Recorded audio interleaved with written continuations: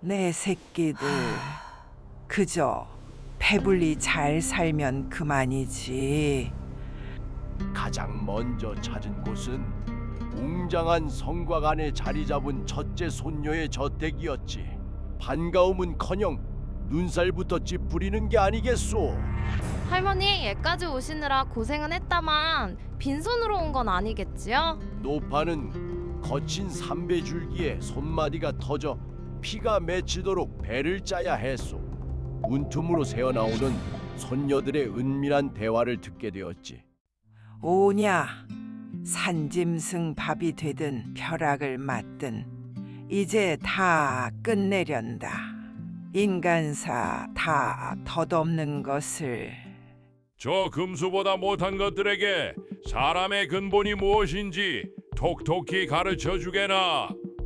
할머니가 첫째에게 거울을 건네자 거울 속에는 비단옷 입은 손녀 대신 온몸에 구렁이가 감긴 괴물의 형상이 나타났소. 둘째의 거울에는 온자루를 움켜쥐고 피눈물을 흘리는 도깨비가 보였지. 보인다. 금덩이가 보여.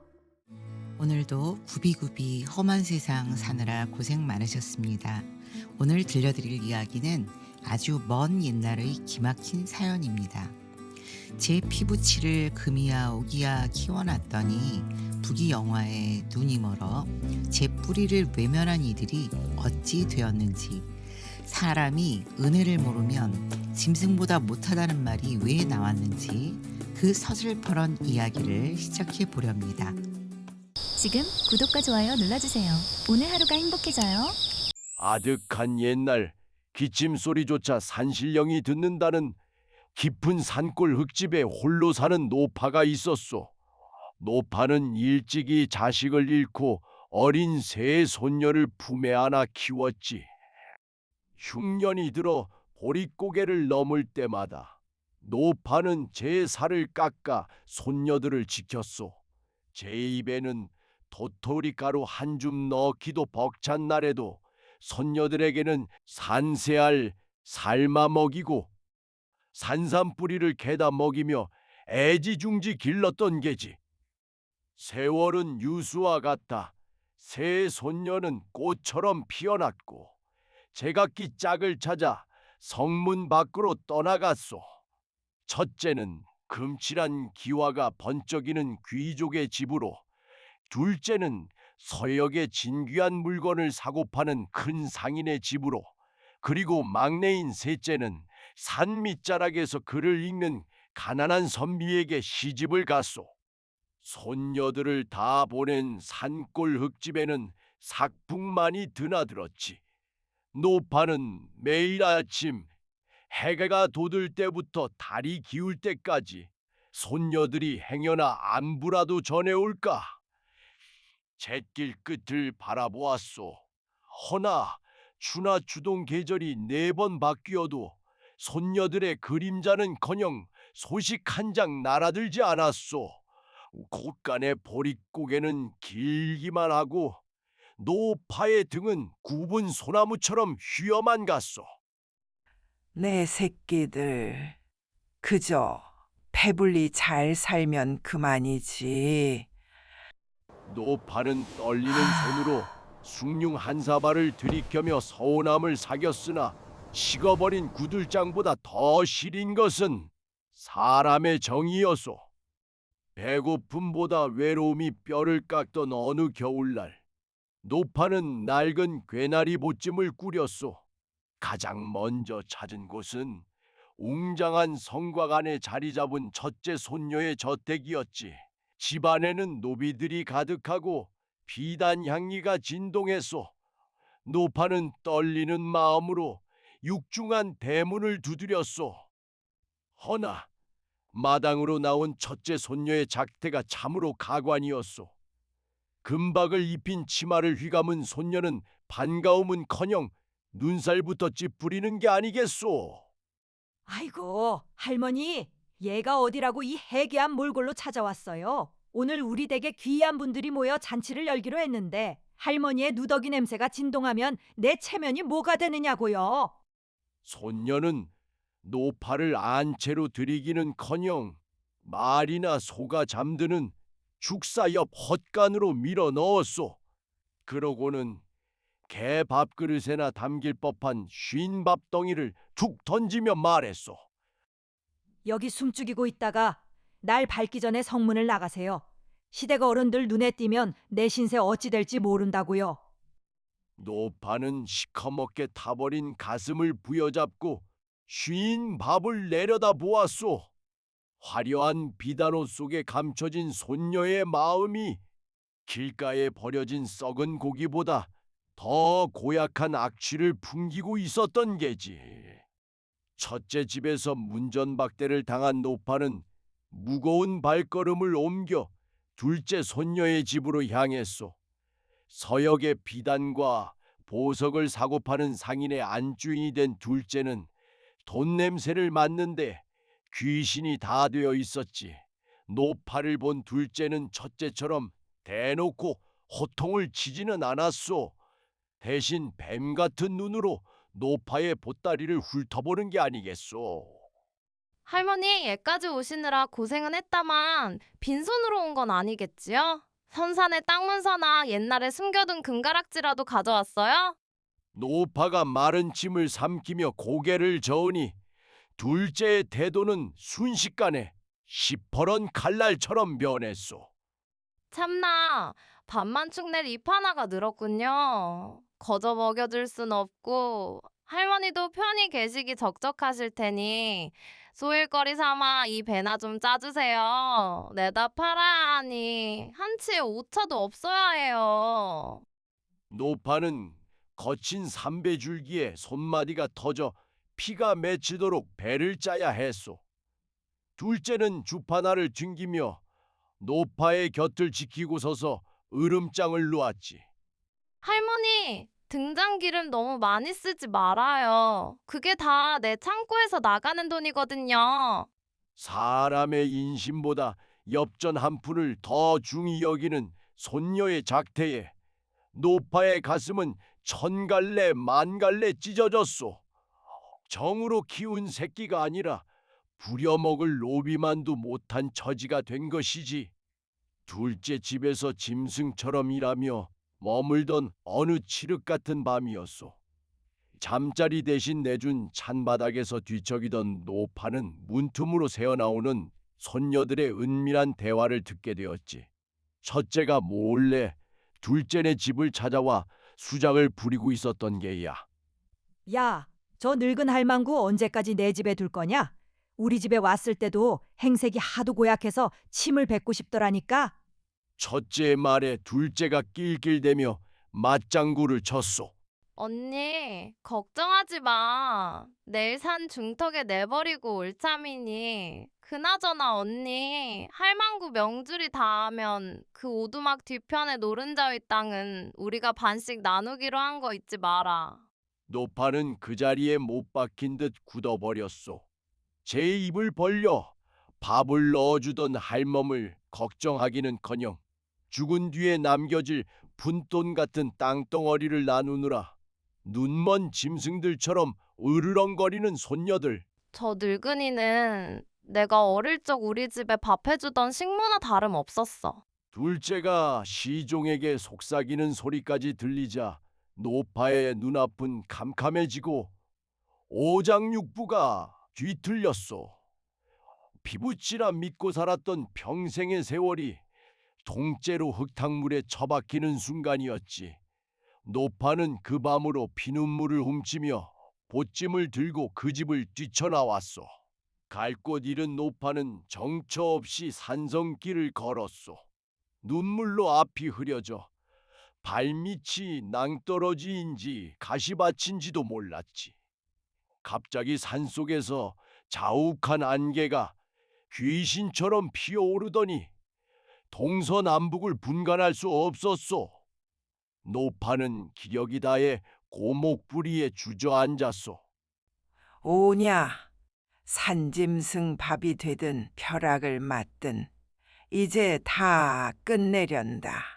인간사 다 덧없는 것을. 그때였소. 안개 속에서 은은한 빛이 비치더니 범상치 않은 도포를 입은 백발의 신선이 지팡이를 짚고 나타났소. 신선은 슬피 우는 노파 앞에 멈춰서서 산천이 울리는 목소리로 물었소. 노파여, 어찌하여 천년의 한을 품고 예서 눈물을 뿌리고 있느냐? 노파가 피 맺힌 사연을 고하자 신선은 불호령 같은 호통을 치며 커다란 붉은 보따리 하나를 내밀었소. 이것은 사람의 진면목을 비추는 업보 보따리라네. 은혜를 아는 자에겐 영생의 복락이 담긴 보석함이 될 것이나 탐욕의 눈먼 자에겐 제 무덤을 파는 상여가 될 것이야. 자, 이제 돌아가 저 금수보다 못한 것들에게 사람의 근본이 무엇인지 톡톡히 가르쳐 주게나. 노파가 보따리를 등에 지자 신기하게도 휘었던 허리가 펴지고 흐릿하던 눈에서 서슬퍼런 위엄이 뿜어져 나오기 시작했소. 노파의 한을 풀어낼 심판은 이제부터 시작이었소. 안개 거친 산길을 내려오는 할머니의 모습은 이전과는 사뭇 달랐소. 굽었던 허리는 대나무처럼 꼿꼿해졌고 흐릿하던 눈빛은 밤하늘의 별처럼 반짝였지. 등에 맨 붉은 보따리에서는 기이하게도 은은하고 고운 빛이 흘러나와 할머니가 지나는 길마다 향긋한 꽃내음이 진동했소. 할머니가 다시 첫째 손녀의 대궐 같은 집 앞에 서자 문을 지키던 하인들이 그 기세에 눌려 절로 고개를 숙였지. 얘가 누구의 집이냐? 이 나라에서 으뜸가는 부자라는 내 손녀의 집이 아니더냐? 할머니의 목소리가 마당을 울리자 안채에서 거들먹거리던 첫째 손녀가 버선발로 뛰어나왔소. 허나 할머니 등에 매인 보석처럼 빛나는 보따리를 보는 순간 손녀의 눈에는 반가움 대신 탐욕스러운 욕심이 서렸소. 아이고, 할머니, 다시 오실 줄 알았어요. 첫째 손녀는 언제 구박했냐는 듯 할머니의 손을 덥석 잡았소. 송우는 발 없는 말이 되어 성안을 휘저었지. 산신령에게 평생 먹고 살 황금꽃씨를 받았다는 할머니의 보따리 소식에 둘째 손녀까지 보석함을 챙겨 들고 달려왔소. 어제까지만 해도 쉰 밥을 던져주던 손녀들이 이제는 상다리가 휘어지게 고기 반찬을 대령했소. 할머니, 이 보따리 안에 든 게 정말 소원을 들어주는 보물인가요? 언니, 비켜봐. 내가 할머니 어깨 주물러 드릴 거야. 서로 할머니 옆자리를 차지하려 으르렁대는 꼴이 가관이었지. 할머니는 그들의 거짓 웃음을 묵묵히 지켜보며 속으로 혀를 찼소. 부모 대접은 뒷전이고 보물 보따리에만 침을 흘리는 꼴이 참으로 가련했던 게요. 잔치가 무르익을 무렵 할머니가 품 안에서 낡은 청동 거울 3개를 꺼냈소. 내 기운이 다하여 이 보따리를 너희에게 물려주려 한다. 다만 이 거울에 너희의 참된 마음이 비치는 사람만이 보따리의 매듭을 풀 수 있을 것이야. 첫째와 둘째는 서로 먼저 거울을 보겠다고 달려들었소. 할머니가 첫째에게 거울을 건네자 거울 속에는 비단 옷 입은 손녀 대신 온몸에 구렁이가 감긴 괴물의 형상이 나타났소. 둘째의 거울에는 돈자루를 움켜쥐고 피눈물을 흘리는 도깨비가 보였지. 허나 욕심에 눈이 먼 손녀들은 제 모습이 괴물로 변한 줄도 모르고 거울 속 번쩍이는 환상에 취해 침을 흘렸소. 보인다. 금덩이가 보여. 그들의 외침은 이미 정신이 나간 사람 같았소. 그날 밤부터 기이한 일이 벌어졌소. 첫째 손녀의 창고에 쌓여있던 쌀가마니들이 하룻밤 사이에 전부 모래로 변해버린 게요. 집안의 보석들은 시커먼 돌덩이가 되었고, 그토록 자랑하던 비단옷은 건드리기만 해도 재가 되어 부서졌소. 둘째 손녀의 형편은 더 처참했지. 장사 미천으로 모아둔 돈들이 전부 낙엽으로 변해 바라람에 날아갔소. 내 돈 어떡해? 내 쌀은 손녀들이 울부짖으며 보따리를 향해 손을 뻗었으나 보따리는 시퍼런 빛을 뿜으며 그들을 밀쳐냈소. 은혜를 저버리고 재물만 밝히던 그들의 못된 심보가 결국 제 발등을 찍은 것이오. 집안이 쑥대밭이 되자 손녀들은 서로를 탓하며 머리채를 잡고 싸우기 시작했소. 네가 할머니를 구박해서 이 사달이 난 거 아냐? 너는 뭐 잘했어? 내가 돈 타령할 때부터 알아봤지? 그들의 주태는 성한 사람들의 웃음거리가 되었고 시댁에서도 짐승보다 못한 것들이라며 그들을 문 밖으로 내쫓았소. 비단옷 대신 거친 가마니를 걸치고 성문 밖으로 쫓겨난 손녀들. 그들은 자신들이 할머니에게 했던 그대로 길거리에서 밥 한 덩이를 구걸하는 저지가 되었소. 할머니는 차가운 눈으로 그들의 몰락을 지켜본 뒤 마지막으로 가장 험한 산길을 타기 시작했소. 아직 거울 하나가 주인을 기다리고 있었기 때문이요. 첫째와 둘째가 보물에 눈이 멀어 광기 어린 싸움을 벌이고 있을 때 산 너머 가난한 선비의 집에서는 셋째 손녀가 밤잠을 설치고 있었소. 할머니가 우리 집에 오시다가 길을 잃으신 건 아닐까?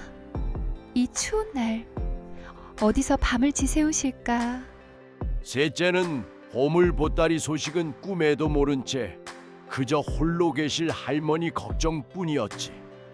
결국 셋째는 집신끈을 바짝 조여 매고 산길을 올랐소. 험한 자갈길에 발이 부르트고 산들바람이 살을 내는 듯 했으나 셋째는 멈추지 않았지. 할머니, 할머니. 산울림만 돌아오는 깊은 골짜기를 셋째는 며칠 밤낮을 헤매고 또 헤맸소. 기진맥진한 셋째가 제 집이 내려다 보이는 언덕배기에 다다랐을 때 저 멀리 소나무 아래 앉아있는 노파의 그림자가 보였소. 바로 할머니였지. 셋째는 보따리고 뭐고 다 잊은 채 달려가 할머니의 품에 안겼소. 할머니? 살아계셨군요. 제가 얼마나 찾았는지 몰라요. 셋째는 할머니의 야윈 손을 제 가슴에 품고 뜨거운 눈물을 흘렸소. 그러고는 제 목에 두르고 있던 목도리를 벗어 할머니 목에 따뜻하게 둘러드렸지. 할머니, 보물 같은 건 다 필요 없어요. 할머니만 계시면 우리 집 보릿고개도 무섭지 않아요. 어서 집으로 가요. 많이 추웠지요? 우리 할머니. 할머니는 말없이 셋째의 등을 쓸어내리며 인자하게 웃으셨소. 셋째가 할머니를 부축해 작은 초가집 마당으로 들어서자 할머니가 등에 메고 있던 붉은 보따리를 내려놓았소. 얘야, 내 언니들은 이 매듭을 풀려다 제 목숨까지 잃을 뻔했단다. 너도 한번 열어보겠느냐?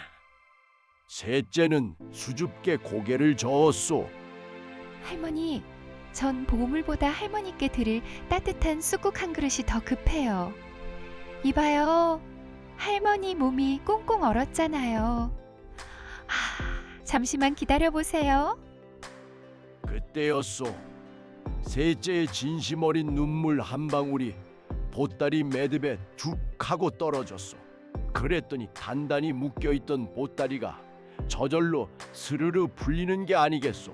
그 안에서 나온 것은 번쩍이는 황금이 아니었소. 대신 온 마을의 가뭄을 단번에 씻어낼 생명의 빛과 아무리 써도 마르지 않는 나눔의 지혜가 눈부시게 쏟아져 나왔소. 셋째의 거울에는 세상에서 가장 아름답고 맑은 천사의 얼굴이 비쳤던 게요. 할머니는 셋째의 정성 어린 보살핌 속에 며칠을 평온하게 머무셨소. 마을에는 다시 샘물이 솟고 셋째의 곳간에는 굶주린 이웃을 도와도 남을 만큼 곡식이 가득 찼지. 할머니는 마지막 날 셋째의 손을 꼭 잡고 말씀하셨소. 참된 보물은 보따리 속에 있는 게 아니라 은혜를 아는 네 마음 속에 있었구나. 자만하지 말고 지금처럼 그늘진 곳에 햇살을 나눠주며 살거라. 말을 마친 할머니는 평온한 표정으로 셋째와 나란히 앉았소. 그리고는 셋째의 손을 꼭 잡고 다시 말했소. 고맙다. 내가 있어 이제 마음 편히 갈 수 있게 되었구나. 셋째야, 행복하게 잘 살아야 한다. 잠시 후 할머니는 조용히 눈을 감으셨소. 슬퍼하는 셋째의 머리 위로 따스한 봄바람이 불어왔지. 할머니가 누우신 그 자리에서 얼마 지나지 않아 이름 모를 꽃 한 송이가 피어났소. 허리가 굽은 노파처럼 고개를 푹 숙이고 있지만 그 속은 할머니의 붉은 저고리처럼 따뜻한 빛을 머금은 꽃이었지. 사람들은 이 꽃을 할미꽃이라 불렀소. 고개를 숙인 것은 자만하지 말라는 할머니의 가르침이고, 하얀 털은 손녀들을 키우느라 하얗게 세어버린 할머니의 머리칼이었소. 은혜를 모르는 자들에겐 그 쓴맛이 독이 되고, 진심을 아는 자에겐 마음을 다스리는 약이 된다는 이 꽃은 오늘도 우리에게 묻고 있어. 당신은 은혜를 아는 사람입니까? 자식 귀하게 키워봐야 소용없다는 말 그냥 하는 소리가 아닌가 봅니다. 마음속에 욕심이 들어차면 낳아준 종보다 제 욕심 채우는 게 먼저인 법입니다. 가진 것 다 잃고 길거리에 나앉은 첫째와 둘째 손녀. 화려한 기와집도 넘쳐나던 금덩이도 마음도 하나 잘못 쓰니 다 사라졌죠. 속이 다 시원하지 않습니까?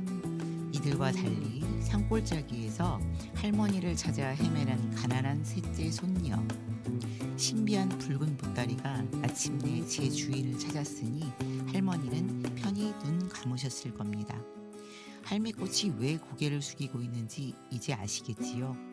번쩍이는 황금보다 귀한 것은 사람의 진심이고 제 뿌리를 귀하게 여길 줄 아는 마음입니다. 할미꽃에 전해져 내려오는 이야기는 두 손녀들로 마음의 상처를 입고 셋째를 찾아가는 길에 그만 쓸쓸히 돌아가셨다죠. 하지만 제가 아는 할미꽃은 은혜를 모르는 첫째와 둘째는 단단히 혼내주고 셋째의 따뜻한 마음으로 미소 지으며 가셨어요. 정말 그랬어요. 올 봄에는 보랏빛 고운 할미꽃을 찾아보시는 것도 좋을 것 같습니다. 긴 시간 함께 해주셔서 감사합니다. 지금 구독과 좋아요 눌러주세요. 오늘 하루가 행복해져요.